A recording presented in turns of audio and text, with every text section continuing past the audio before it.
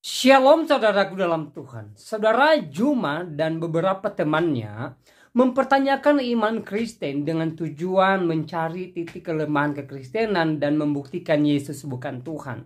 Tetapi mereka tidak sadar bahwa lawan debat mereka kali ini adalah seorang Kristen cerdas yang penuh dengan kuasa Roh Kudus Tuhan. Kita bisa lihat kuasa Roh Kudus yang ada dalam diri apologet ini dari jawaban-jawaban yang disampaikan sangat berwibawa dan sangat alkitabiah, dan akhirnya Juma dan kawan-kawannya tidak berkutik di hadapan apologet Kristen ini.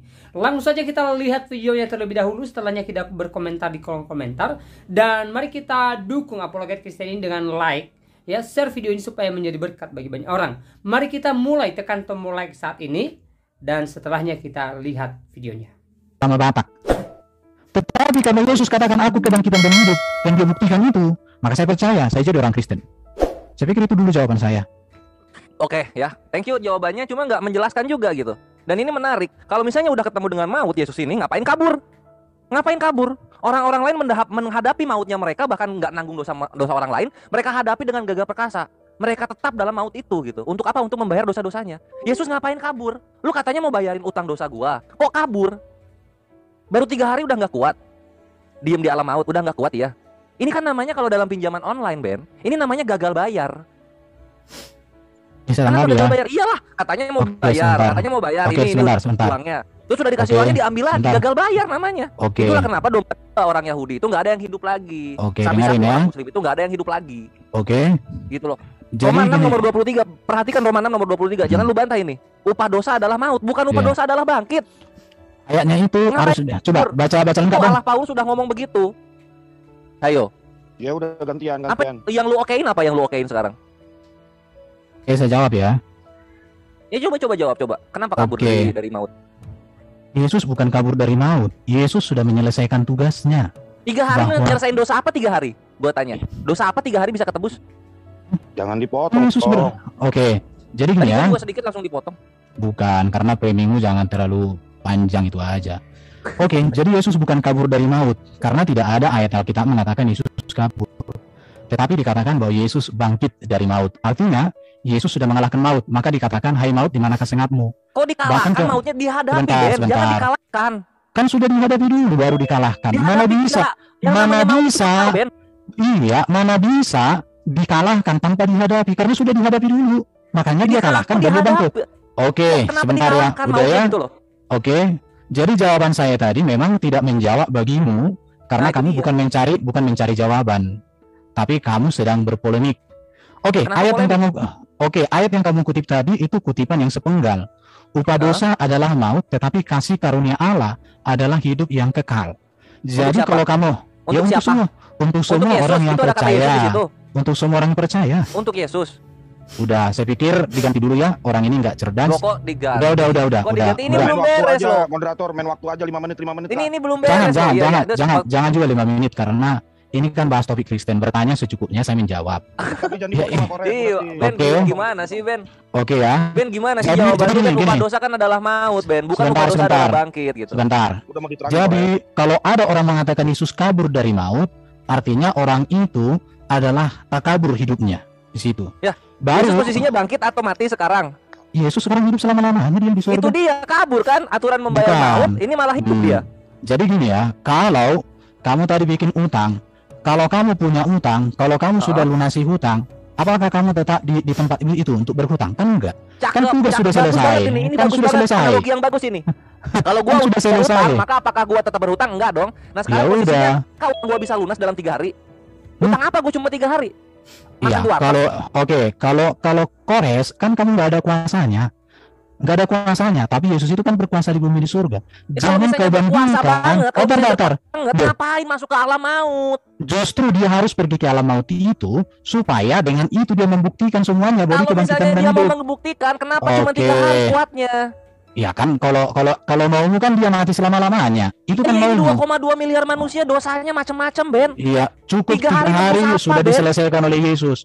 Sekarang yang aku tanya sama kamu, apa yang dilakukan oleh Nabi yang sudah mati sampai sekarang, yang dia sendiri tak bisa membangkitkan dirinya, apalagi membangkitkan kamu? Menghadapi maut itu namanya Itu namanya nggak 3 bisa. hari bang, kita takut banget sama Oke Allah. ya.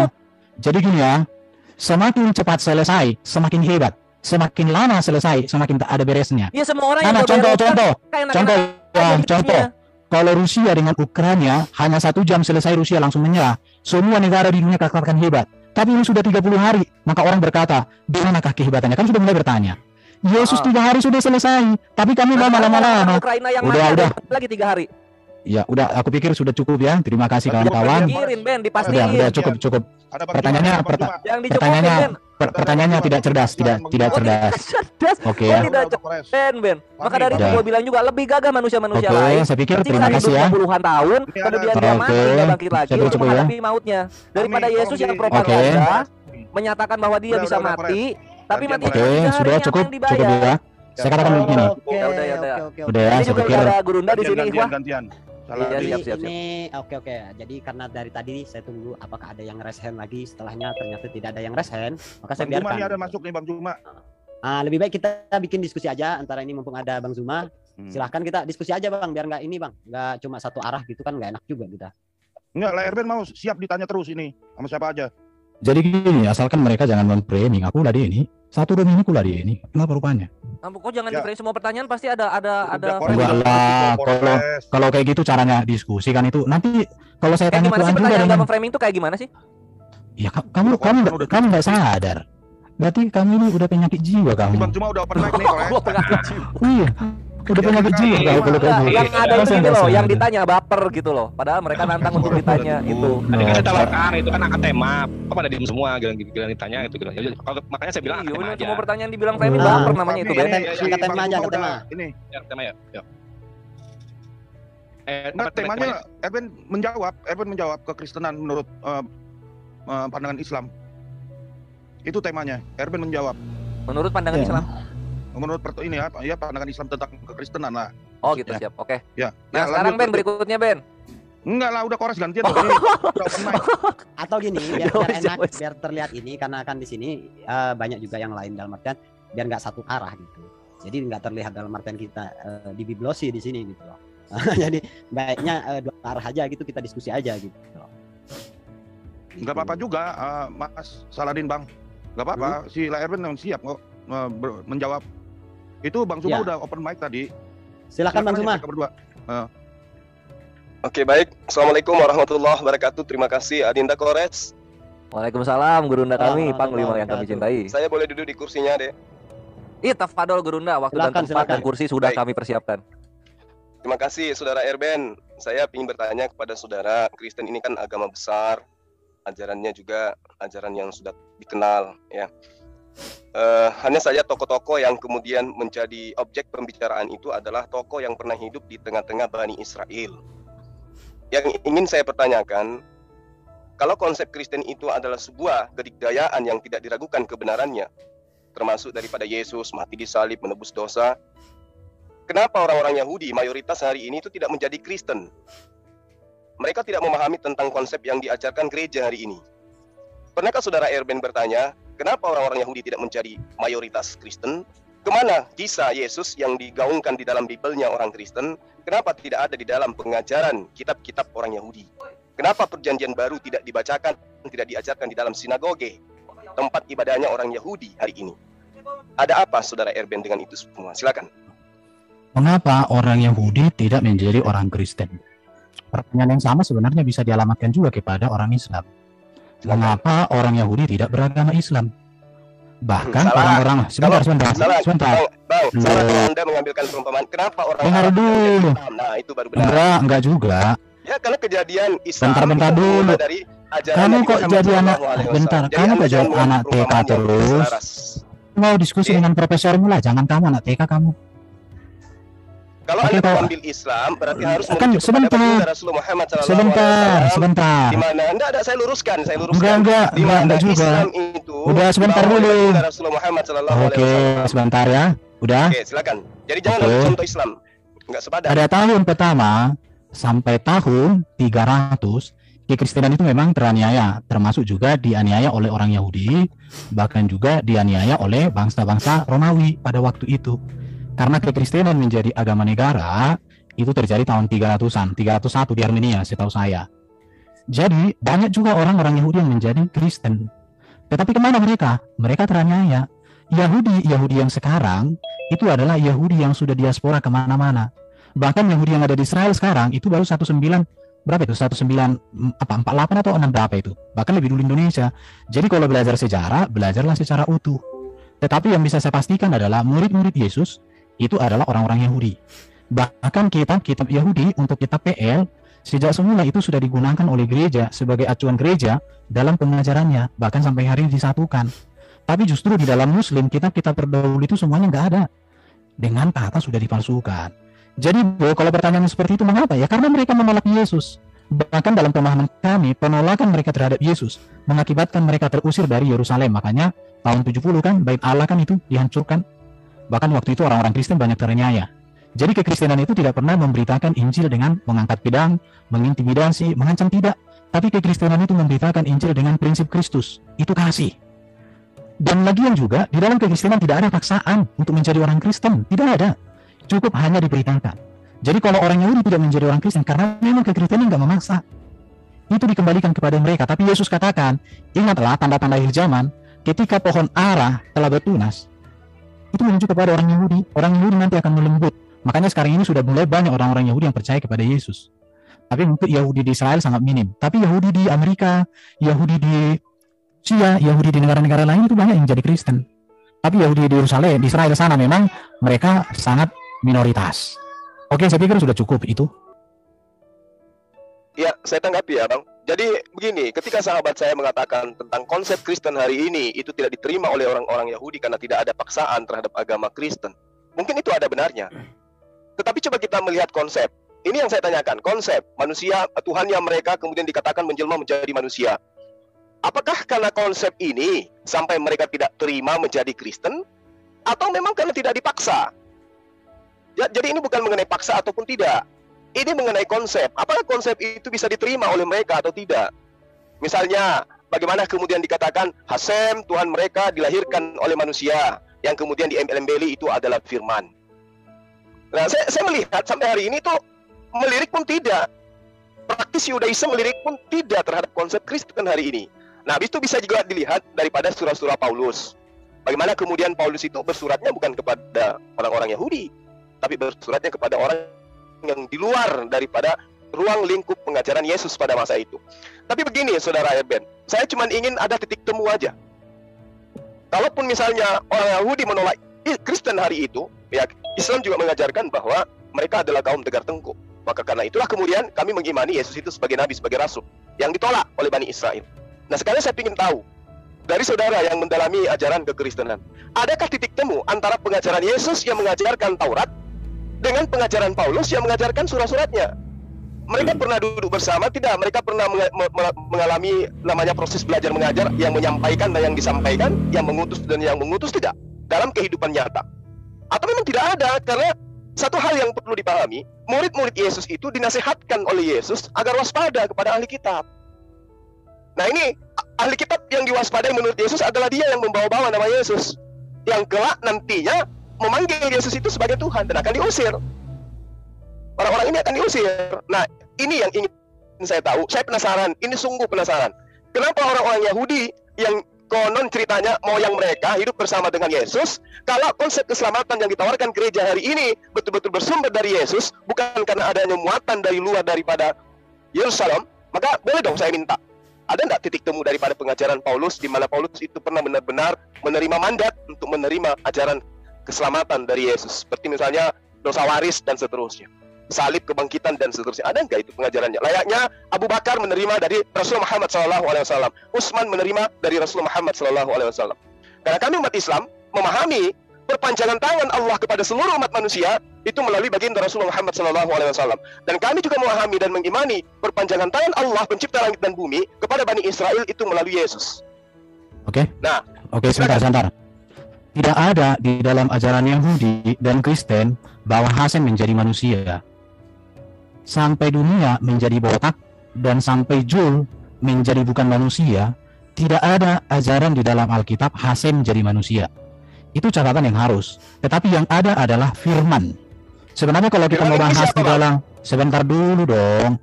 Kamu aku bilang Gurunda tapi anak TK. Tolonglah jangan TK terus Udah, kawan. nggak usah nyerang pribadi Oke. ya, Ben. Kalau sudah Oke, kepepet, dengar ya. nggak usah. Bentar dulu. Anda mengatakan tidak Oke. ada Hasem jadi manusia. Nah sekarang Oke. firman itu siapa? Bagi Sebentar, Hasem. sebentar dulu. Kau itu gimana sih? Oke, jadi jangan ganggu dong ketika aku jelaskan. Tidak ada Bukan menjelaskan, catatan. Anda mengaburkan. Dari kau kurang ajar, tai kau. Recording Hasem, stopped. firmannya itu apa? Hasem dan firmannya beda. Kau tai, kau tai. Enggak ada orang. Orang jelaskan nggak mau kau. Anda mengatakan tidak ada orang Yahudi mengimani Hasem jadi manusia. Sebentar, Lalu firman itu apa? sebentar. Jadi otak tai jangan dipakai lah dalam dialog. Aku kan udah dengarkan. Hasem itu Bahkan, siapa dan firman kau itu tenang siapa? dulu. Katanya itu satu hakikat. Otakmu otak manusia atau otak pantat? Nah, sudah. Pakai waktu jawab. Sebentar, Anda sebentar. nyerang pribadi terus, Erben. Bukan, Kalau kamu Anda itu, sudah- aku, kalau bentar, Anda aku itu tidak masuk akal, ya tinggalkan. Sebentar. Menjadi ateis aja, Bang. yang nggak masuk akal itu Daripada kalau Anda Muhammad kayak gini, dilahirkan gitu. 4 tahun setelah bapaknya mati, itu yang nggak masuk akal. Kamu itu jangan gitulah. Ya sabarlah. Sekarang saya bicara firman, saya kan bicara firman samamu. Firman Ya, itu, coba Anda sebentar. Hasem dengan firman, silakan. Sebentar, saya selesaikan dulu nanti kau tanggapi, ya. Ya. Jadi kamu jangan bikin jengkel orang. Udah Bang, jangan nyerang pribadi, Oke. Bang. Kalau udah kepepet nggak usah nyerang pribadi. Santai, relax. Oke, santai. Tidak ada di dalam catatan Alkitab, teologi Yahudi dan Kristen, Hasem menjadi manusia, nggak ada. Itu catatan ya. Mengapa orang Yahudi menolak Yesus? Karena konsep Yahudi tentang Mesias sangat berbeda dengan konsep kehadiran Yesus sebagai Mesias. Mengapa Yahudi memiliki konsep yang berbeda tentang Mesias? Karena bagi orang Yahudi itu, Mesias mereka anggap akan datang sebagai seorang raja yang mendirikan kerajaan yang berkuasa yang penuh dengan kemenangan. Mengapa orang Yahudi demikian? Karena mereka gagal di dalam memahami kitab suci. Contoh Yesaya 53 yang berbicara tentang Mesias yang menderita sebagai penebus yang menyelamatkan. Jadi kegagalan mereka dalam memahami kitab mereka mengakibatkan mereka menolak Yesus. Itu yang menyebabkan sampai hari ini orang Yahudi tidak ada yang berani membahas Yesaya 53 tentang Mesias yang menderita. Di sini titik tolaknya. Kalau orang Yahudi sudah menerima yang namanya Yesaya 53 sebagai Mesias yang menderita, maka mereka menjadi Kristen. Dan saya pernah satu Zoom dengan orang Yahudi Kristen yang mengatakan mengapa orang-orang Yahudi tidak menerima Yesus sebagai Mesias? Karena Yesaya 53 mereka menolak dan bahkan mereka tidak berani membaca dalam pertemuan-pertemuan ibadah mereka. Itu yang pertama. Yang berikut berbicara tentang Taurat yang diajarkan oleh Yesus dengan Taurat yang diajarkan oleh Paulus sama. Yesus melakukan hukum Taurat secara sempurna. Paulus juga melakukan hukum Taurat secara sempurna. Sama-sama melakukan. Bahkan Paulus itu menjadi teroris dalam agama saking dia melakukan hukum Taurat. Tetapi itu salah. Kenapa? Karena dia menjadi seorang penganiaya, kemudian dia bertobat. Saya tidak menemukan bahwa ada ajaran Paulus yang bertolak belakang dengan ajaran Yesus. Kecuali kalau orang itu gagal memahami yang namanya ajaran Yesus dengan ajaran Paulus, kegagalan. Tetapi orang-orang yang mengatakan bahwa Paulus itu tidak sejalan dengan ajaran Yesus karena mereka membaca kitab suci seperti membaca kitab bobo, atau orang itu kurang asupan gizi dalam berpikir. Oke, sekarang saya katakan firman menjadi manusia. Firman itu logos, ilmu, pikiran, pengetahuan Allah. Pikiran Allah, pengetahuan Allah, ilmu Allah, ya tentu di dalam diri Allah. Sesuatu yang ada di dalam diri Allah adalah Allah. Sama seperti saya. Pikiran saya adalah saya. Pikiran saya keluarkan dalam bentuk kata-kata yang keluar ini. Tetapi Allah Maha Kuasa, maka dia bisa menurunkan firman yang menjadi manusia tanpa dia kehilangan, tanpa dia kekurangan firman. Masalahnya di Muslim adalah firman itu sekarang kalian pastikan. Firman itu apakah di dalam diri Allah atau di luar diri Allah. Firman itu apakah ciptaan atau pencipta. Firman itu apakah sesuatu benda atau sesuatu hanya kata-kata. Apakah firman hanya kata-kata? Bagaimana kata-kata itu ada dari mana ada? Itu yang harus kalian pikirkan. Tetapi teman-teman saya yang ahli sunnah wal jamaah mengatakan bahwa firman itu bukan ciptaan, berarti pencipta. Oke, jadi begitu. Kalau diskusi, jadi orang dewasa. Seperti guru udah betul, jangan anak TK. Udah itu aja dulu. Oke, makasih. Jadi Anda tidak sedikit pun tidak menyentuh apa yang saya pertanyakan terkait dengan benang merah antara pengajaran Yesus dan juga Paulus, apakah mereka bertemu secara fakta yang bisa dibuktikan, sedangkan Paulus mengaku dipilih sejak dari kandungan ibunya. Lalu kemudian ketika saudara mengatakan Paulus itu tidak bercacat di dalam melaksanakan hukum Taurat, faktanya dia menganiaya, dia menzalimi, dia membunuh, bahkan kemudian dia melarang orang bersunat. Anda mengatakan tidak bercacat. Itu satu poin. Kemudian ketika sahabat saya mengatakan bahwa bukti daripada orang-orang Yahudi itu tidak mau memahami tentang Mesias yang adalah Yesus. Mereka tidak mau membahas Yesaya 53 kata Anda. Mohon maaf saya harus katakan. Tidak ada setitik pun di dalam pemahaman mereka, dalam teori ataupun praktek keagamaan orang Yahudi, yang kemudian disinyalir indikasinya Tuhannya akan nuzul menjadi manusia. Kalau Anda ingin lebih jauh memahami tentang Yesaya 53, silakan Anda baca Yesaya 9. Jadi kisah yang diceritakan di dalam kitabnya Bani Israel yang sudah terjadi masa lampau, Anda jadikan sebagai nubuatan. Ini kerjaan Paulus. Ini kerjaan Paulus. Makanya aku bilang tadi, tunggu sabar. Ini bertanya atau apa nih? Ya enggak, saya enggak bertanya, saya hanya menemukan bahwa Anda itu tidak bisa kemudian menguraikan titik terang antara Yesus dan Paulus. Sebentar. Di mana Paulus melarang orang Yahudi bersunat? Boleh tunjukkan? Galatia 5. Oke, Galatia 5 itu disebutkan apa? Di sana dikatakan jika engkau menyunatkan dirimu, Yesus Kristus tidak berguna bagimu. Ya. Kalau dibaca seutuhnya, bagaimana kalimatnya? Boleh kita share screen? Silakan. Oke. Silakan Anda share screen. Oke, sebelum masuk ke situ ya, nanti kita bahas sunat. Ya, Anda belum bisa mengurai ya antara Yesus dan Paulus, belum ada ketemu. Oke ya. Sebentar. Saya akan jelaskan samamu.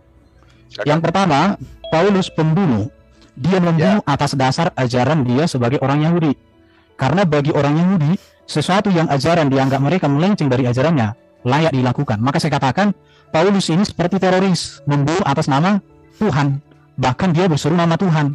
Sama seperti teroris yang bom gereja itu, Allahu Akbar juga dia. Seperti itulah Paulus. Tetapi Paulus kemudian sadar.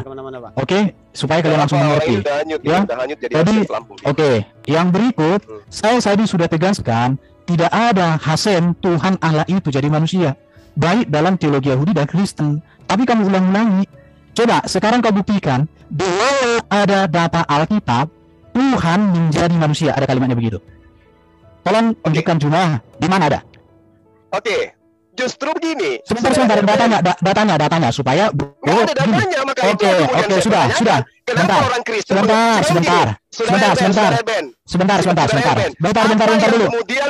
dulu. Sebentar.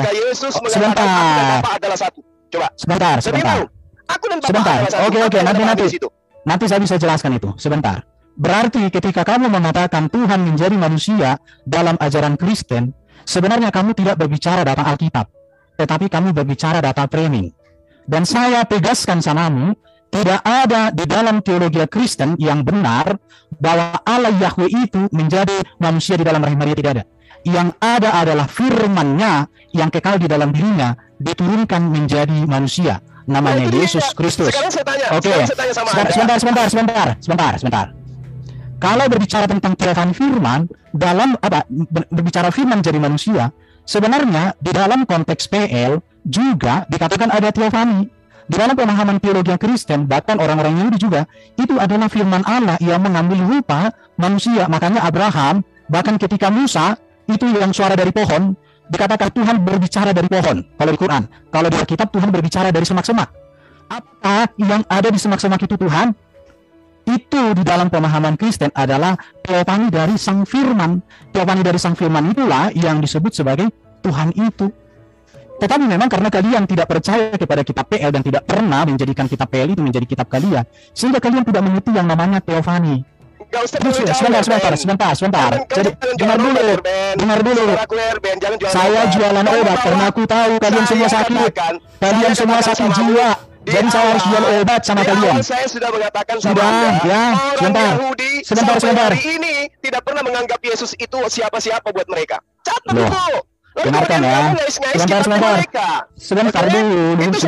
Yang harusnya membuat Anda malu. Sebentar. Kemudian Anda mengatakan sebentar. Anda baca Yohanes 1:1, Saudara Sebentar.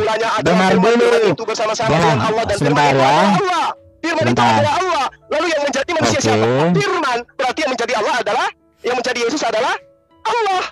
Tidak begitu cara berpikir Kristen. Itu data. Sebentar. Bisa nggak saya jelaskan? Bisa nggak saya jelaskan? Oke. Bisa nggak saya jelaskan?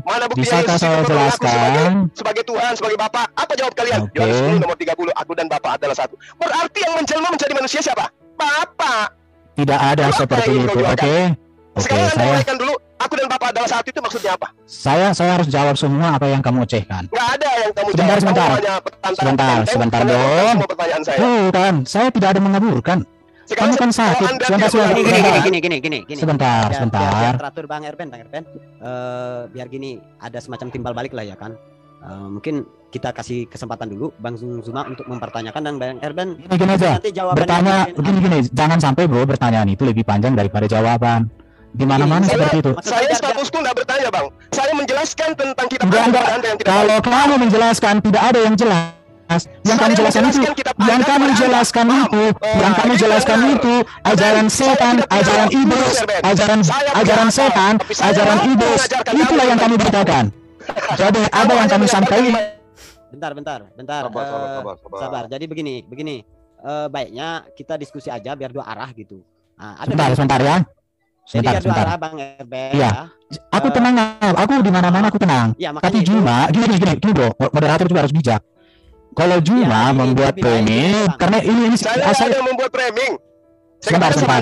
Sebentar. Saya lebih pantas Kau menjelaskan diam, kepada Anda daripada Anda. diam. Bentar. Diam dulu, diam. Bang Erben. Anda imani saja. Kalau saya Sebentar, sebenarnya diam dulu ya. Aku mau bilang begini. Kalau ajaran Kristen seperti yang kamu jelaskan, maka saya katakan saya nggak mau jadi Kristen. Tetapi karena ajaran Kristen bukan seperti yang kamu jelaskan, maka saya menjelaskan sama kamu. Iya. Artinya, Saya diam dulu. tidak sedang menjelaskan ajaran Kristen. Ya sudah. Saya sedang Berarti menjelaskan kamu Bible, kitab Anda.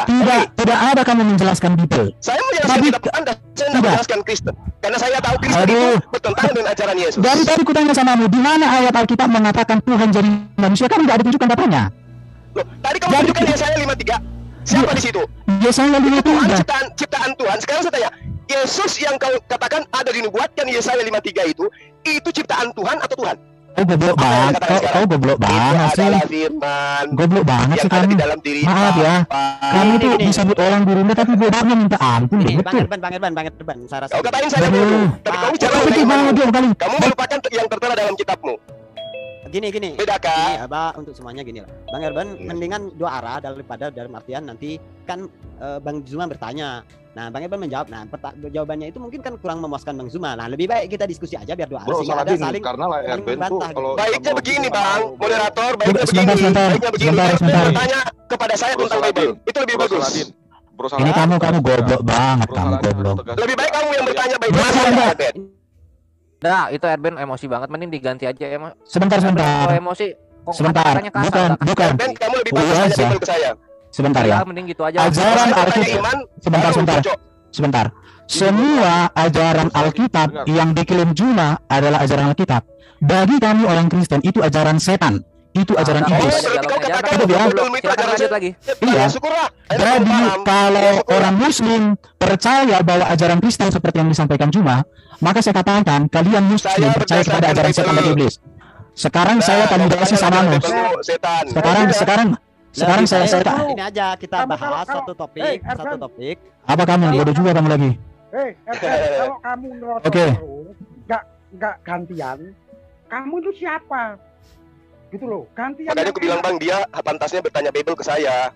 Ada, waduh kasihan banget kamu. Kalau saya Semua, materinya jadi bertanya dia. tentang iman Kristen, baru tanya kamu. Tapi kalau bertanya sekarang- Bible, tanya ke sekarang- saya, Erben. Sekarang saya tanya sama kau. Mm-mm. Bagaimana baginda Muhammad lahir setelah 4 tahun bapaknya meninggal? Datanya silakan. Oke, saya share video. Ditampilkan, jangan berasumsi. Oke, saya share video. Video sudah ada Video video resmi. pada masa itu. Jantungan kau dong. Ada kameramen pada saat itu. Ada data di dalam video itu. Jantungan dia langsung. Ada kameramen pada saat itu. Langsung jantungan. Langsung. Iya dong. Silakan Anda tunjukkan datanya, silakan. Saya jawab. Itu berawal dari narasi riwayat dari namanya itu Al-Waqidi dan Ibnu Sa'ad. Ibnu Sa'ad itu menempatkan kematian dari Abdullah itu pada saat Hamzah itu berumur 4 tahun. Itulah sebenarnya keracunan di situ. Ini tidak loh. Kehamilan 4 tahun. Ini terjadi ada siaran langsung nih. Di TV orang Arab. Ini TV orang Arab ya. Kalian nonton aja nih. Ini ada di TV orang Arab. Debat langsung nih. Ada profesor dari Al Azhar di sini. Ben, kamu kok goblok dari dulu udah pinter-pinter sih, Ben. Itu profesor dari Misiri Pak yang ngomong. Bang Erben, tunggu dulu. Ya, Tadi kan saya sudah mau jawab. dijawab. Jadi kamu Ya. diam dulu, kamu dengarkan Nggak apa yang perlu. dijawab. Saya tunjukkan dulu dong datanya. Saya udah nonton itu. Itu aja. Nah, ini ya. Jadi mau jawab. Mana ada NATO datanya ada di situ orang sesama muslim debat kok. Aduh, dengar dulu lah. Nanti kalau nggak terima nggak apa-apa, tapi dengar dulu kan. Gini.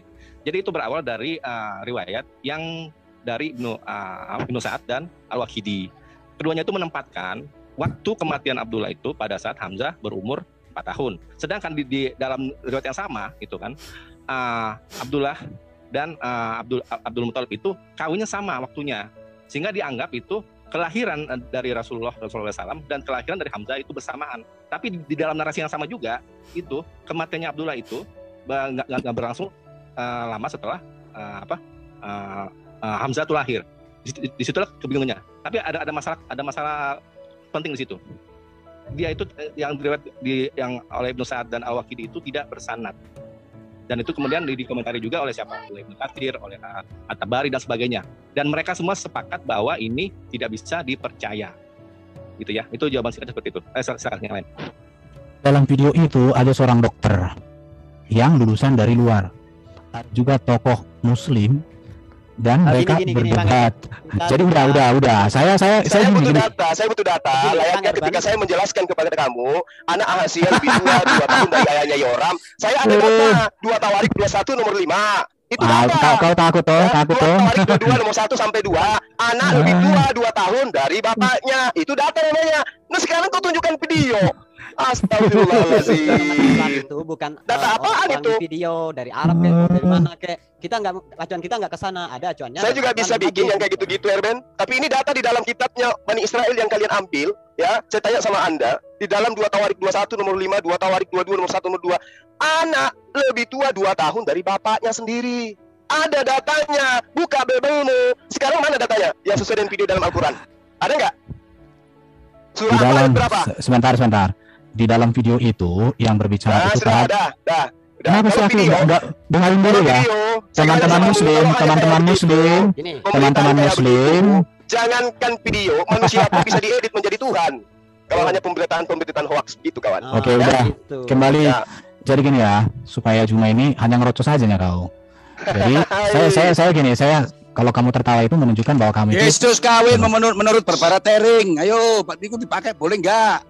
Kalau kamu sebentar, kalau kamu yang tadi, kalau Kristen ditinjau dari mana asal usulnya itu tadi, kembali ke sana. Apakah Yesus dengan Paulus itu pernah duduk bersama? Belum kita temukan dari tadi. Kata Alkitab tidak ada memang memberikan waktu Yesus masih di dunia bahwa Paulus itu duduk bersama dengan Yesus, tidak ada data. Tetapi kalau Paulus dipanggil oleh Yesus dengan cara yang ajaib, itu dinyatakan. Siapa yang Paulus dikatakan di dalam Kisah Para Rasul, tulisan Lukas. Siapa penulisnya Kisah Para Rasul? Lukas. Dari mana Lukas tahu? Ya, Lukas itu kan tahu pelayanan bersama Paulus dan para rasul itu jelas. Ya, tahu dari mana? Sebentar dulu ya. Jadi Lukas ini kan seorang dokter. Dia mendampingi Paulus dalam pelayanan. Dia juga mendampingi wakilnya Paulus. Bentar dulu, aku kan lagi jelasin. Kalau kamu baca, ya. Jadi bagi kami orang Kristen, apa yang dituliskan Lukas itu kebenaran. Kenapa? Karena dia adalah terlibat dalam atau orang yang sangat dekat dengan peristiwa. Jadi bukan ditulis setelah ratusan tahun atau bukan katanya, tapi apa yang dilihat faktanya. Di situ baru kalau berbicara tentang apa ajaran Paulus yang sejalan dengan Yesus. Yang pertama ya, berbicara tentang bahwa Allah itu Esa. Surat-surat Paulus sangat banyak menegaskan tentang keesaan Allah. Itu yang pertama. Yang kedua, sama-sama menekankan tentang ajaran kasih. Kasih kepada Tuhan dan kasih kepada sesama. Yang berikut tentang perkawinan itu monogami loh. Ajaran Yesus, ajaran Paulus tentang perkawinan itu monogami. Bahkan tidak boleh perceraian. Itu jelas. Baru ajaran Paulus dengan ajaran Yesus sejalan dalam hal apa? Contoh, tidak membenarkan namanya peperangan, angkat pedang untuk memberitakan Injil. Etika dan moral yang diajarkan Yesus itu disampaikan, diteruskan oleh Paulus. Kalau kami persoalkan masalah sunat, di dalam ajaran Injil tentang sunat yang dibicarakan Yesus, tidak ada dikatakan bahwa orang non-Yahudi harus disunat. Jadi gini, orang Muslim seringkali gagal memahami sunat. Kenapa? Karena di Quran sendiri tidak ada ajaran sunat itu seperti apa. Bahkan kata sunat tidak ada. Menurut saya, Juma terlalu berani berbicara sunat kepada orang Kristen karena di Quran sendiri tidak ada kata sunat. Itu yang harus kamu tahu.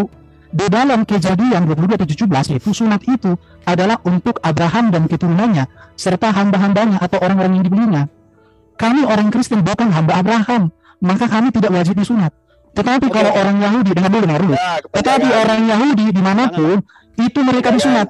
Dan mereka itu disunat bukan pakai kampak, bukan disunat pada usia tapi usia 8 hari. Poinnya Bang, poinnya Adalah ajaran Paulus sejalan dengan ajaran Yesus. Oke, baik. Tetapi kalau kami mengatakan tidak sejalan karena kami tidak pernah untuk memahami ajaran Paulus. Bentar, Bang Edben, di mute dulu Bang Edben. Jadi kita berganti ke Bang Zuma, termasuk tadi Bang Zuma tentang masalah bahwa sunat adalah tidak ditemukan dalam Al-Quran, padahal kan ada milah Ibrahim di sana. Silakan Bang Zuma. Jadi gini, sahabat saya bukannya mengecilkan apa yang Anda paparkan. Tapi lagi-lagi, ya, Anda tidak bisa membuktikan pengajaran Yesus itu bahwa Paulus ini, pendiri Kristen ini, itu pernah semeja, sebangku, sekelas dengan Yesus. Kalau kemudian Anda mengatakan Lukas, tapi apa buktinya? Hanya katanya, tidak bisa kayak begitu. Untuk membenarkan sebuah ajaran harus terbukti dengan akurat. Kalau Anda ingin mencari titik kebenarannya. Kalau Anda mengatakan sama-sama, bukan hanya kesamaan aja yang menjadi patokan untuk menyatakan sesuatu ajaran itu benar atau tidak. Masalahnya di sini adalah Yesus itu sebagai sumber. Dan Yesus berpesan kepada muridnya agar tidak ke bangsa lain. Nah, coba lihat, ketika Anda mengatakan ajaran Anda adalah ajaran kasih, tidak ada perintah di dalam pengajaran Yesus tentang kekerasan. Anda lupa Matius 10 nomor 34, Lukas 12 nomor 51, Lukas 12 49, Lukas 19 27. Itu aja dulu. Akan tetapi semua seteruku ini yang tidak suka aku menjadi rajanya, bawalah mereka kemari dan bunuhlah mereka di depan mataku. Sekiranya Yesus berhasil menjadikan Yerusalem itu semuanya menjadi muridnya, ini yang terjadi, bro. Sayangnya muridnya cuma 11, 12, itu pun satu berkhianat. Andai saja Yesus berhasil menggalang kekuatan di tengah-tengah pemerintahan Romawi pada saat itu, ini yang terjadi. Sedangkan tidak terjadi, ya kita lihat bagaimana penjajahan di atas muka bumi. Jadi itu Anda harus pahami, jadi kasih itu bungkus, bawa pulang. Itu nggak berlaku. Kemudian ketika Anda mengatakan tidak ada ajaran sunnah di dalam Al-Quran. A'udzubillahi minasyaitonirrajim, bismillahirrahmanirrahim. Tsumma auhayna ilaika an ittabi'a millata Ibrahim hanifan wa ma kana minal musyrikin. Perintahnya jelas, ikuti ajaran Ibrahim. Apa ajaran Ibrahim? Salah satunya sunat. Itu kenapa dikatakan ajaran Ibrahim? Kenapa dikatakan dinul? Kenapa dikatakan din? Kenapa dikatakan milah Abraham? Karena perintah sunat itu datangnya dari Allah. Berarti ajaran, berarti kalamullah, berarti perintah dari Sang Pencipta. Nah, perintah dari Sang Pencipta kepada Abraham inilah diperintahkan kepada baginda Rasul Muhammad SAW untuk mengikutinya. Apa ajarannya? Sunat. Jadi poinnya sunat. Itu. Ketika dikatakan oleh Yesus, aku mengenal muridku mengikuti aku dan mendengarkan aku. Yang mengikuti Yesus sunat, yang muridnya harus sunat. Yang tidak sunat, murid palsu. Hanya di mulut mengatakan murid, tapi pada kenyataannya pembangkang. Lalu kemudian ketika Anda mengatakan Paulus itu adalah pengikut, dia dipilih, dia pernah didatangi secara ajaib. Kawan, Paulus mengaku dipilih dari sejak lahir. Murid-muridnya, ya, itu tidak pernah mengaku dipilih dari sejak dalam kandungan. Paulus mengaku dari sejak kandungan dipilih. Tapi kenapa pengajarannya, seluk-beluk kelakuannya, perilakunya, kesehariannya tidak pernah bersama dengan Sang Mesias? Layaknya Harun dengan Musa. Kenapa? Ada apa? Sementara Yesus memperingatkan murid-muridnya, waspada kepada ahli Taurat, waspada kepada orang Farisi, orang Saduki. Siapa dia? Itu yang perlu kamu pahami. Karena itu kemudian saya ingin membantu Anda memahami jejak di mana bisa kita temukan Paulus pernah bertemu dengan Yesus mengajarkan tentang konsep jangan bersunat. Kalau kau bersunat, Yesus Kristus tidak berguna bagimu. Sementara Yesus sendiri mengatakan, ya, pengikutku adalah mereka yang melakukan pekerjaan yang aku lakukan. Yesus sunat, Yesus sujud dalam beribadah, menyembah hanya kepada satu Tuhan. Dia menjalankan syariat, aturan-aturan Tuhan yang ada dalam perintah yang termaktub di dalam kitab Nabi Musa. Nah, Paulus tidak. Dia mengatakan, dulu aku hidup di dalam Torah. Lalu kemudian setelah aku hidup di dalamnya, kuasa maut itu datang. Tapi setelah dia datang Yesus Kristus membebaskan dia, maka dia bersuka cita lagi. Tidak lagi hidup di dalam ketentuan-ketentuan Tuhan. Galatia 5 nomor 1, 1 Korintus 15 nomor 56, Filipi 3 nomor 7, 8 dan seterusnya. Ya, jadi kita belum menemukan titik terang antara pengajaran Yesus dan pengajaran Paulus. Silakan. Oke, tanggapi Erben. Oke ya. Oke, saya akan presentasi. Dengarkan baik-baik ya. Oke, silakan disimak. Oke, kita lihat bukti-bukti kerasulan Paulus meneruskan dan meneladangkan ajaran Yesus. Jelas tentang Allah itu Esa. Sama, yang berikut Yesus memanggil Allah itu sebagai Bapa. Paulus juga, ya, data-datanya ada. Kemudian ajaran Yesus tentang perkawinan dengan ajaran Paulus tentang perkawinan sama, mengalami kesetiaan, kesucian, data-datanya ada. ajaran Paulus tentang kasih kepada Tuhan dan kasih kepada sesama dengan ajaran Yesus sama, data-datanya ada, saya tidak usah. Ajaran Yesus tentang keselamatan di dalam diri Yesus dengan ajaran Paulus keselamatan di dalam Yesus jelas. Adanya tentang keselamatan yang pasti jelas.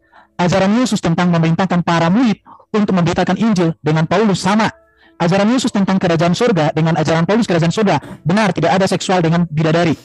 Jelas ya. Ajaran Yesus bahwa seorang utusan Yesus dalam memberitakan Injil diperlengkapi untuk mengadakan kuasa dengan Paulus sejalan. Ajaran Yesus itu berpusat pada topik kerajaan Allah. Paulus juga demikian. Ya, kita lihat. Ajaran Yesus mengatakan bahwa Bapa telah menyerahkan kuasa kepada Yesus sebagai hakim yang adil dari zaman. Kecuali kenapa misalkan Paulus. Itu ya, sekarang saya tunjukkan lagi secara cepat. Karena ini waktunya terbatas. Saya tunjukkan lagi sama kalian. Ini ya. Kita lihat. Apa? Kalau bicara sunat, di dalam Quran tidak ada kata sunat. Mila Ibrahim itu tidak jelas apa itu mila Ibrahim. Saya juga bisa katakan mila Ibrahim kurban. Tapi kurban yang bagaimana? Sunat dalam kitab ajaran Paulus, Paulus itu tidak menentang sunat. Tetapi bagi Paulus sunat itu memang tidak menyelamatkan. Sunat itu adalah tanda perjanjian bagi orang Israel. Maka sunat itu tidak perlu kepada orang-orang di luar Israel. Yesus disunat, betul. Yohanes Pembaptis disunat. Mengapa Yesus disunat? Karena Yesus orang Yahudi. Yesus terhadap sunat hanya ini dikatakan oleh Yesus. Sunat tidak berasal dari Musa, tetapi dari moyang kita. Cawan dan pinggang kamu bersihkan. Jadi intinya di dalam Yesus itu bukan hukum sunat yang menyelamatkan. Karena hukum sunat itu tidak berbicara keselamatan. Itu berbicara tentang perjanjian Abraham dengan Allah, bahwa Abraham dan keturunannya menjadi berkat bagi bangsa-bangsa. Tapi bagi orang Muslim apa arti sunat? Yang penting potong ujung burung. Itu doang, gak ada arti yang lain. Coba doang ada makna sunat itu di dalam kitab Kelim, gak ada. Rasul Paulus terhadap sunat, Roh Kudus itu diberikan bukan kepada orang yang bukan karena disunat atau tidak. Orang yang tidak bersunat tetapi melakukan poros sama dengan orang yang disunat. Jadi bagi orang Yahudi sunat itu wajib, tapi bagi orang di luar Yahudi sunat itu tidak diwajibkan. Tapi boleh iya, boleh tidak. Itu yang jelas. Ini semua data-datanya saya tidak bacakan karena waktunya. Ini Paulus terhadap sunat, perhatikan ini ya. Yang disebut sunat bukanlah sunat yang dilangsungkan secara lahiriah.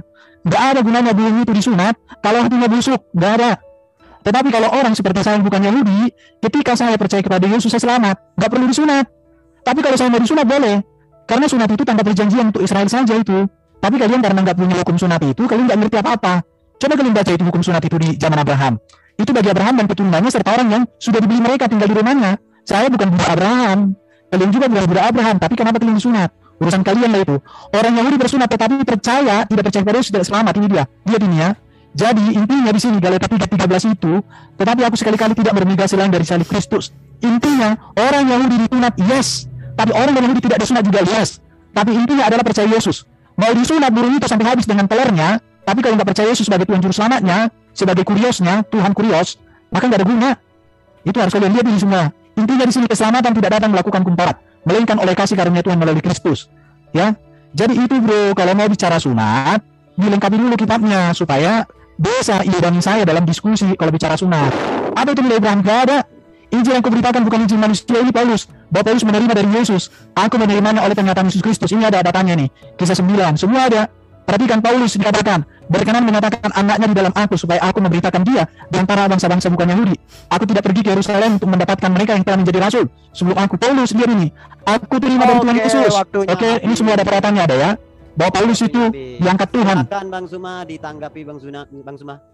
Saya kalau bicara data lengkap. Makanya saya katakan Anda itu tidak menjelaskan, yang ada mengaburkan. Ketika Anda berbicara mengenai sunat dalam Islam, Allah menerangkan, Auzubillahi minasyaitonirrajim. Bismillahirrahmanirrahim. Wa isibtala Ibrahim rabbuhu bikalimatin fa atammahunna. Qala inni ja'iluka linnas imama. Jadi ini kepada seluruh umat manusia. Qala wa min dzurriyyati. Qala la yanalu ahdiz zalimin. Hanya orang-orang yang zalim yang tidak berlaku janji Allah kepada mereka. Artinya, orang-orang zalim ini ketika diperintahkan bersunat, ya mereka menganggap sunat itu bukan apa-apa. Itu orang zalim, dan orang zalim itu kekal di neraka. Ayat ini sudah sangat jelas menerangkan. Ingatlah ketika Ibrahim diuji Tuhannya dengan beberapa kalimat, lalu dia melaksanakannya dengan sempurna. Dia Allah kemudian berfirman, sesungguhnya aku menjadikan engkau sebagai pemimpin bagi seluruh umat manusia. Kemudian Ibrahim berkata, dan juga dari anak cucuku. Allah berfirman, benar, tetapi janjiku tidak berlaku bagi orang-orang yang zalim. Jadi janji Allah kepada Abraham tidak berlaku bagi orang-orang zalim memang. Mana orang zalim itu? Orang zalim yang diterangkan oleh Allah di dalam kitab Kejadian nomor 17 pasal 14. Orang-orang yang tidak menyunatkan dirinya harus dihukum, harus dibasmi karena tidak menepati janjiku. Ini adalah perjanjian kekalku. Itu data. Kalau data, saya nggak perlu tunjukkan yang kayak data-data kayak begitu tadi. Tapi cukup teman-teman pahami. Ya, data ini sangat jelas. Kemudian, ketika Al-Quran menerangkan perintahnya ikut kepada milah Abraham, berarti harus ikut kepada Nabi Abraham.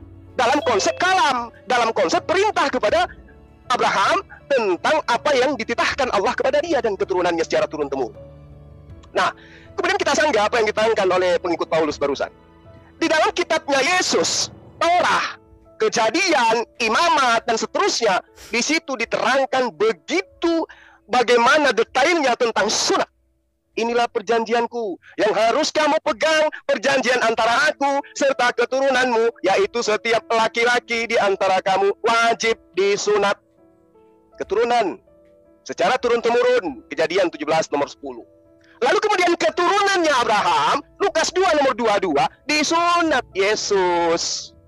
Imamat 12 nomor 3, pada hari ke-8 haruslah dikerat daging kulit khitan anak laki-laki. Itu yang terjadi terhadap konsep pemahaman keturunan Abraham dari silsilah Yakub, Ishak.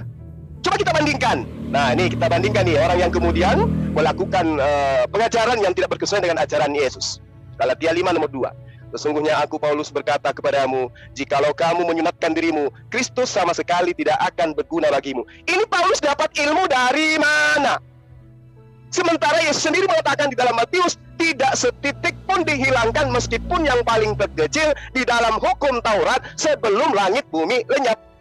Jikalau kamu menyunatkan dirimu, Kristus sama sekali tidak berguna bagimu. Paulus tahu ini dari mana? Setidaknya saudara Erben bisa menunjukkan perkataan Yesus kepada Paulus. Tapi mana perkataan itu?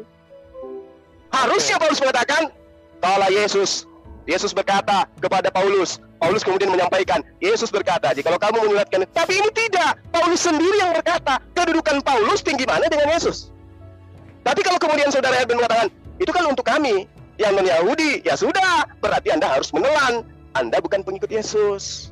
Karena pengikut Yesus kudu wajib hukumnya mengikuti apa yang kemudian Yesus ajarkan kepada Bani Israel. Makanya Yesus mengatakan, waspadalah, waspadalah, waspadalah. Waspada kepada siapa? Bukan kepada bangsa Arab, tapi bangsa Bani Israel itu sendiri.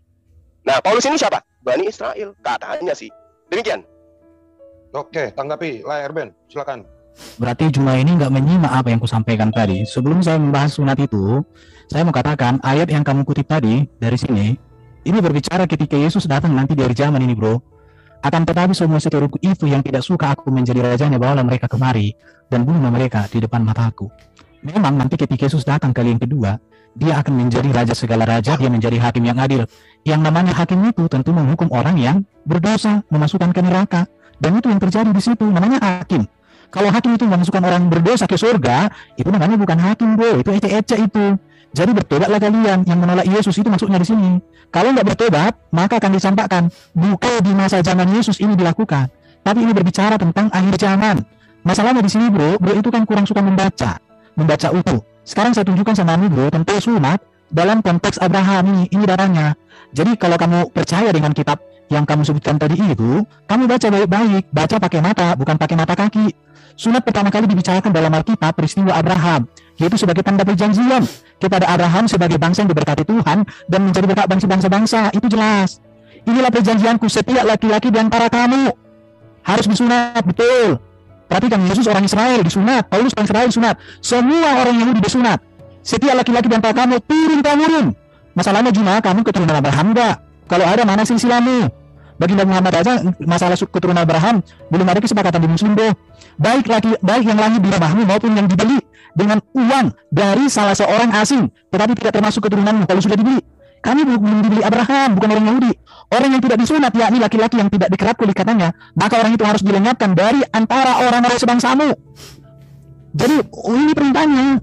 Kalau saya kan bukan tinggal di bangsa Israel sana. Kalau saya di Israel, saya disunat karena saya harus mengikuti peraturan mereka. Saya nggak di Israel. Aku di Indonesia, aku di tanah Batak, aku orang Batak, dia telah mengingkarinya. Jadi bro, kalau kamu baca teliti. Kamu kan guru ya, anak TK kamu bro. Kamu bilang tadi apa yang kujelaskan ini mengaburkan buatmu. Kenapa? Karena kamu mau kesesatan ajaran iblis yang kau ajarkan itu didengarkan orang. Saya ketika aku datang, semua ajaran iblis yang kamu sebarkan tentang kekristenan itu saya kaburkan, bila bentuk saya lenyapkan. Itulah tujuan saya berbicara di sini, bro. Di situ ya, baru dikatakan orang-orang Yahudi tidak bersunat dilenyapkan. Betul. Makanya orang Yahudi dimanapun sampai hari ini disunat. Tapi kalau bukan orang Yahudi nggak perlu disunat, bro. Itu dia, makanya harus jelas. Jadi bro Juma, saya katakan gini, kamu kan suka mengajarkan Alkitab secara salah. Kenapa? Karena kamu nggak pernah membaca, kamu nggak ngerti namanya hermeneutik, berbicara konteks dekat, konteks jauhnya. Yang penting kamu comot, kamu nggak tahu latar belakangnya. Aku heran lihat kamu. Makanya supaya kau layak jadi gurunda, kau harus jadi muridku dulu, bro. Kalau kamu sudah jadi muridku, maka kamu layak jadi gurunda. Karena banyak murid-murid aku yang sudah lulus. Akhirnya mereka panggil aku gurunda, tapi aku bilang jangan panggil aku gurunda, cukup Juma, gurunda TK, aku bilang. Jadi bro, saya katakan begini ya. Jadi kalau berbicara sunat tadi di dalam Quran itu ikut mila Ibrahim. Ibrahim itu kok dengar-dengar itu katanya disunat pakai kampak. Ya kalian disunat pakai kampak lah kalau gitu. Nggak begitu cara belajarnya juga. Mila Ibrahim itu apa saja? Apakah hanya sunat? Sunat itu seperti apa? Kalian paham nggak? Kalau kalian mengerti sunat itu seperti yang ayat dibaca tadi, ayat yang mana menjadi acuan kalian disunat sehingga kalian disunat berapa hari gitu ya? Kecuali kalau Ibrahim yang ada di Quran bukan Abraham yang ada di Alkitab. Kalau begitu sunatnya bagaimana? Urusan kalian lah itu. Jadi saya mau katakan tidak ada kata sunat di dalam Quran. Bahwa Ibrahim itu agama, iman, terserahlah ada di situ. Abraham itu Allahnya Allah yang Esa, bukan Allah Yesus itu. Allah mereka itu dipanggil sebagai Bapa. Ya. Jadi kawan-kawan, saya mau katakan sama kalian supaya kalian itu jadi orang yang luar biasa. Ya, jadi nanti kau cari dulu apa itu sunat, apa artinya, latar belakangnya, tujuannya kemana-mana. Itu kau jelaskan dulu. Jangan hanya nilai Ibrahim apa, kenapa di surat ada sekian. Ya, oke. Jadi ajaran Paulus poligami nggak ada, ajaran Yesus juga nggak ada, tapi ajaran baginda yes, tapi beda. Waktu habis. Baik, saya tanggapi yang terakhir, ya. Kalau kemudian saudara Erben tadi mengatakan bahwa dia percaya kepada Yesus, justru kalau percaya kepada Yesus wajib hukumnya sunat. Tapi dia katakan saya bukan Bani Israel, berarti Anda bukan pengikut Yesus, karena Yesus memang mengajar hanya kepada Bani Israel saja. Nah, kemudian berbicara mengenai sunat. Anda mengatakan tidak wajib bagi kalian karena kalian Batak. Artinya Yesus memang bukan untuk kalian. Kan Yesus mengatakan aku diutus kepada domba-domba yang hilang dari Bani Israel. Murid-muridku mengikuti aku, mendengarkan aku. Berarti mau Anda ikuti nggak bisa, karena Anda bukan masuk dalam golongan siswanya, muridnya. Anda di luar kelas. Ya, Anda di luar kelas. Makanya nanti ada yang diusir. Orang-orang yang menyebut Yesus Tuhan, bernubuat, mengusir setan, bermujizat, nama Yesus diusir karena bukan bagian daripada muridnya. Orang luar yang ngaku-ngaku kemudian. Lalu Anda bercerita tentang apa tadi? Tentang poligami. Bukan, Anda bercerita tentang Lukas ya. Anda mengatakan itu berbicara mengenai hari kiamat. Aduh, Erben. Anda mengaku gurunda. Banyak murid Anda tapi tidak ada yang panggil Anda gurunda, sakit hati Anda. Di dalam Lukas 19 nomor 27 itu tidak berbicara mengenai hari kebangkitan. Ini berbicara mengenai seteru Yesus yang ditolak pada masa itu. Ya. Lalu kemudian di dalam pengajaran Lukas nomor 14 nomor 26, ini Yesus sudah mengatakan, jika engkau mau jadi pengikutku, kamu kudu wajib membenci bapak, ibu, istri, anak-anak, saudara laki-laki, perempuan, bahkan nyawamu sendiri. Jadi kalau Anda mengatakan yang tadi itu bukan seperti yang Anda gambarkan, ini datanya sudah ada. Jikalau seorang datang kepadaku dan ia tidak membenci bapaknya, dia tidak bisa menjadi muridku. Kalau orang tidak membenci ibunya, nggak boleh menjadi muridku. Lalu kemudian Yesus dengan terang mengatakan, di dalam data yang saya sajikan kepada Anda di awal, bahwa Lukas 12:41 itu bukan mengenai akhir zaman ataupun kebangkitan. Aku datang untuk melemparkan api ke bumi, di bumi, bro. Ya, bukan di hari kebangkitan. Dia melemparkan api ke bumi supaya apa? Supaya api itu telah menyala. Lukas 19 nomor 27, seteruhnya itu harus dibunuh di depan matanya. Terkait dengan poligami, ketika Anda itu menggunakan akal sehat, kitab yang lebih tua daripada kitab yang Anda pegang sekarang, itu mengajarkan Yesus menjanjikan 100 istri buat pengikutnya, bukan buat Anda loh ya, pengikutnya. Itu Anda harus pahami, saudara Erben. Nah, sepanjang Anda menjelaskan, Anda sedikit pun tidak memberikan titik terang antara pengajaran Yesus dengan pengajaran Paulus. Yang Anda akui percaya kepada Yesus adalah ketika Anda melaksanakan perintah Paulus, baru Anda dikategorikan sebagai percaya kepada Yesus. Padahal percaya kepada Yesus ya, percaya bahwa dia utusan Tuhan. Itu poinnya. Kalau Anda percaya Yesus, maka Yesus bagi Anda adalah nabi. Yesus bagi Anda adalah rasul. Tidak ada embel-embel firman menjadi manusia. Lalu Anda mengatakan tidak ada Hasem jadi manusia. Tetapi firman katanya adalah Hasem itu sendiri. Firman adalah hal yang kekal di dalam dirinya sendiri. Pada mulanya ada firman. Firman itu bersama-sama dengan Allah. Firman itu adalah Allah itu sendiri. Siapa Allah di situ? Hasem. Yang kalian sebut Yahweh.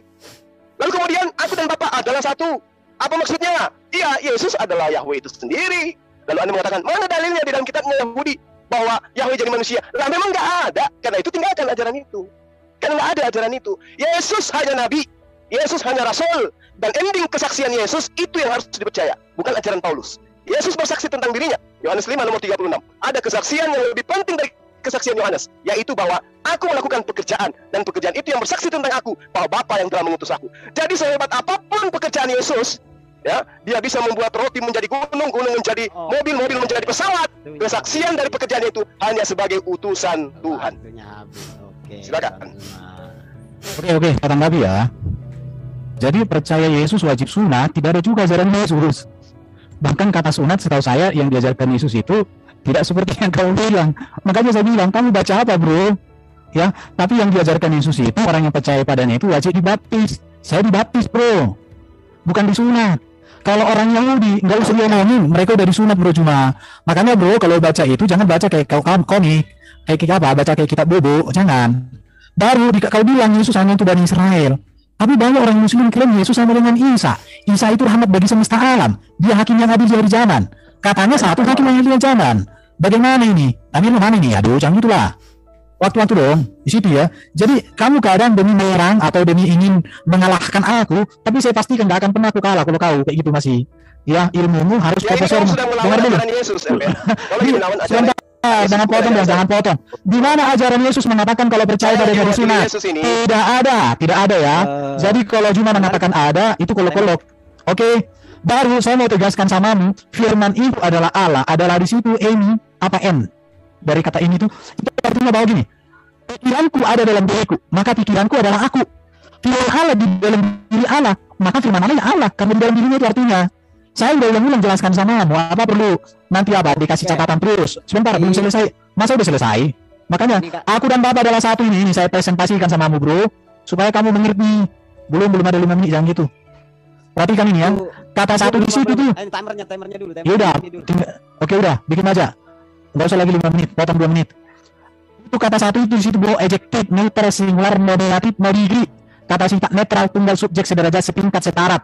Jadi Yesus dengan Allah sama-sama memiliki sifat sederajat, setingkat, setaraf dalam pekerjaan yang sedang dikerjakan, dan itu dikerjakan terus-menerus. Oleh sebab itu maka arti kata kami adalah satu di situ. Yesus dan Allah sedang mengerjakan satu pekerjaan dan terus-menerus mengerjakannya secara bersama-sama. Yesus dan Allah dalam mengerjakan pekerjaan tersebut memiliki sifat sederajat, setingkat, setaraf. Artinya seluruh pekerjaan Yesus yang sedang dan terus dikerjakan merupakan pekerjaan Allah atau sedang bekerja bersama-sama Allah.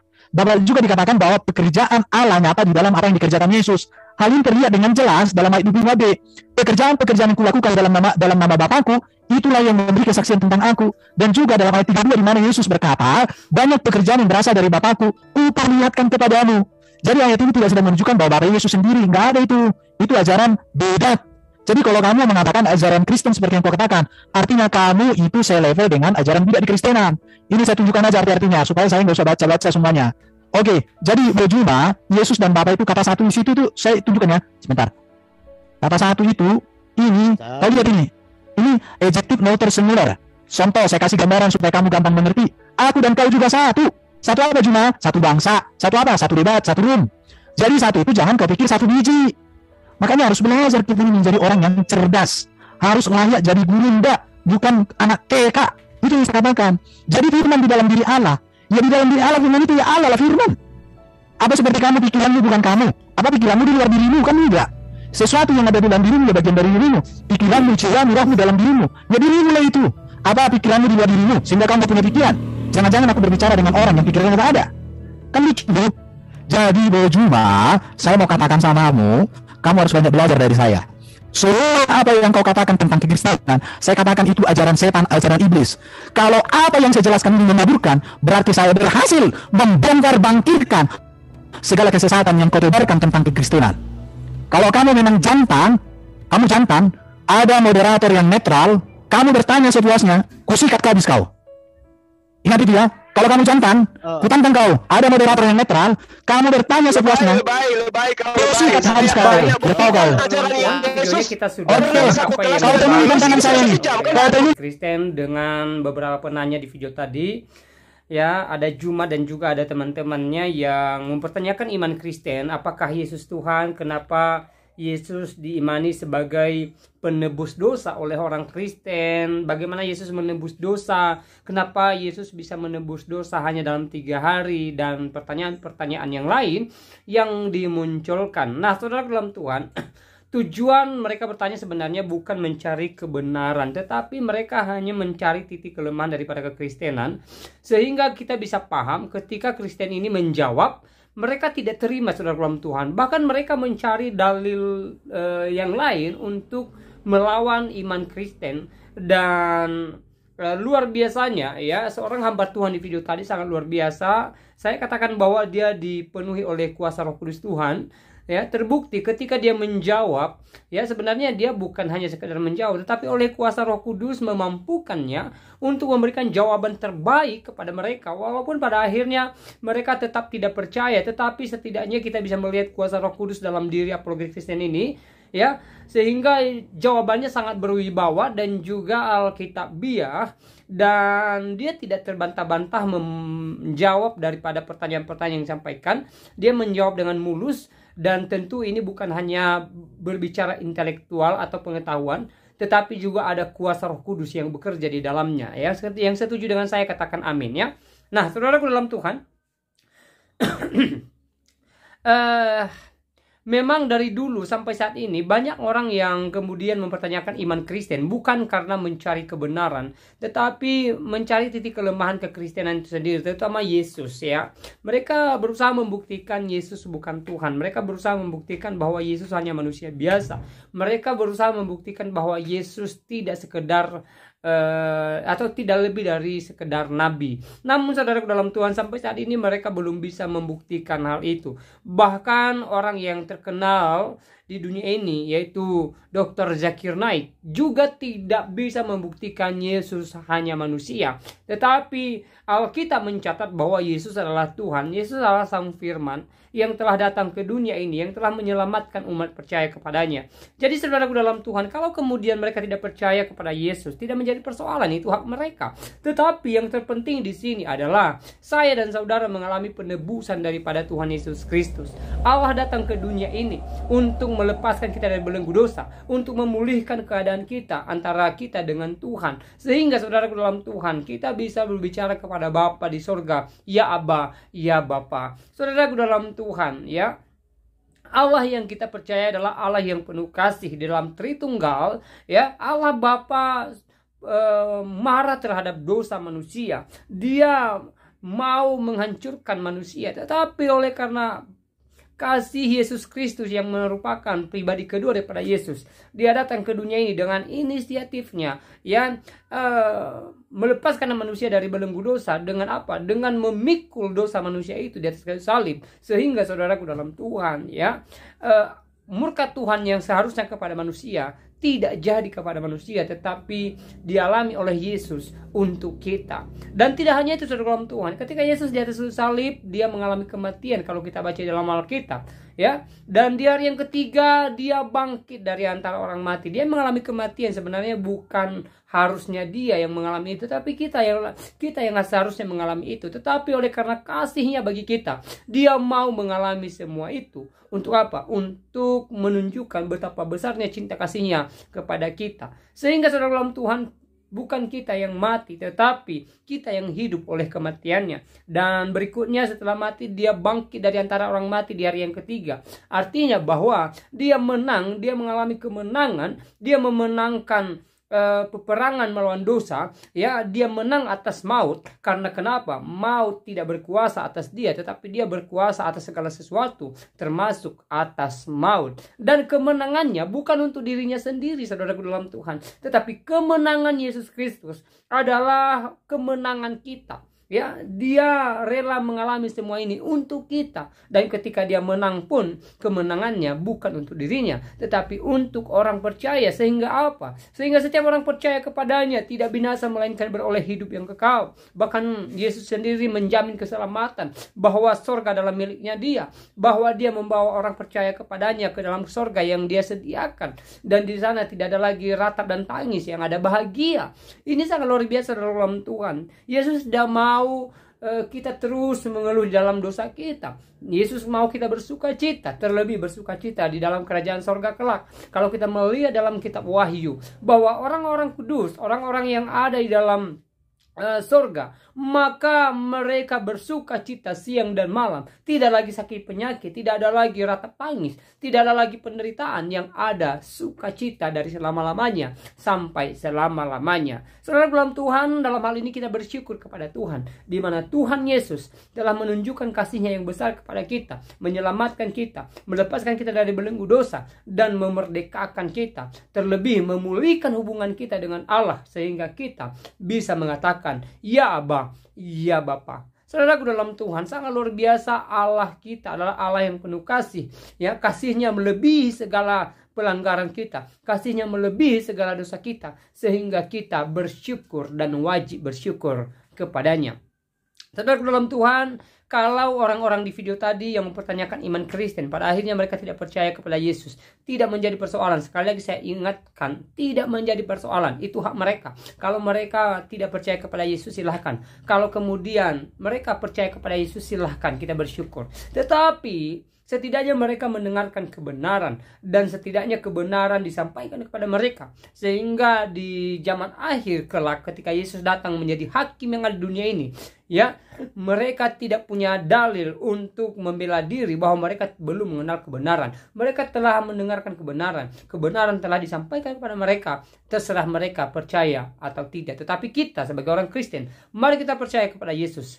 Jangan sampai hal-hal yang terjadi hari-hari ini yang menggoyahkan iman kita. Apalagi kalimat-kalimat yang kita dengar yang mencari titik kelemahan kekristenan, yang membuktikan Yesus bukan Tuhan. Ya, jangan sampai hal itu membuat iman kita goyah, saudara dalam Tuhan. Ya, memang banyak pertanyaan-pertanyaan yang mengarah atau membuat iman kita lemah, saudara dalam Tuhan. Tetapi jangan sampai iman kita lemah. Mari kita tetap percaya kepada Yesus. Mari kita tetap percaya bahwa Yesus adalah Allah yang sejati. Dan mari kita tetap percaya bahwa Yesus Kristus Allah yang penuh kasih dan pribadi kedua yang datang menyelamatkan kita. Nah, saudara dalam Tuhan, kita orang yang percaya kepada Yesus, upah kita besar di sorga. Artinya iman kita tidak sia-sia, tetapi upah kita adalah sorga kelak ketika kita meninggalkan dunia ini. Selalu saya ingatkan bahwa dunia ini bukan tempat kekal bagi kita. Tempat kekal bagi kita adalah kerajaan sorga kelak. Ya, kita perlu tahu itu, saudara dalam Tuhan. Ya, di dunia ini ya kita sementara. Kalau Mazmur pasal 90 ayat 10 mengatakan bahwa umur manusia hanya 70 tahun, kalau lebih kebanggaannya adalah sakit penyakit. Tetapi tempat kekal kita adalah di dalam sorga yang telah Tuhan Yesus janjikan dan sediakan bagi kita. Nah, saudara dalam Tuhan, selebihnya seperti apa tanggapan saudara setelah menonton video tadi? Silahkan tulis di kolom komentar. Tuliskan tanggapan yang baik, yang positif, terutama tanggapan yang memuliakan nama Tuhan dan yang memberkati kita sekalian. Dan semoga hari-hari ini kita tetap semangat menjalani hari-hari kita, apapun yang kita alami. Mari kita tetap bersyukur kepada Tuhan. Mari kita tetap berserah kepada Tuhan, mengandalkan Tuhan, dan percaya bahwa pertolongan Tuhan indah pada waktunya. Ketika kita tetap mengandalkannya, kita tetap bersyukur kepadanya. Dan jangan lupa tekan tombol like, tekan tombol subscribe, dan share video-video yang ada di channel ini supaya menjadi berkat bagi banyak orang. Dan kiranya Tuhan Yesus memberkati kita dari saat ini sampai selama-lamanya. Shalom.